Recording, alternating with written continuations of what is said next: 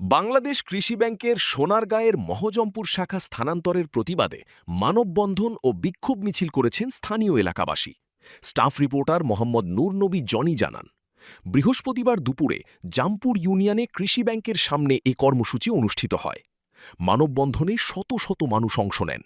স্থানীয়দের দাবি, 1881 সালে মহজমপুর বাজারে স্থাপিত এই ব্যাংক শাখাটি দীর্ঘদিন ধরে উত্তরাঞ্চলের কয়েকটি ইউনিয়নের মানুষের গুরুত্বপূর্ণ আর্থিক সেবাকেন্দ্র হিসেবে কাজ করছে।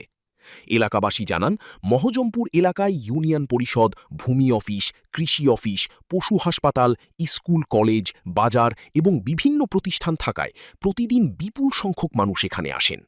এছাড়া আশপাশে বিভিন্ন কোম্পানি ও ব্র্যাক অফিস থাকায় ব্যাংকটির সেবা সাধারণ মানুষের জন্য অত্যন্ত গুরুত্বপূর্ণ হয়ে উঠেছে। তাদের অভিযোগ, শাখাটি অন্যত্র সরিয়ে নেওয়া হলে কৃষক, ব্যবসায়ী এবং সাধারণ গ্রাহকদের ভোগান্তিতে পড়তে হবে।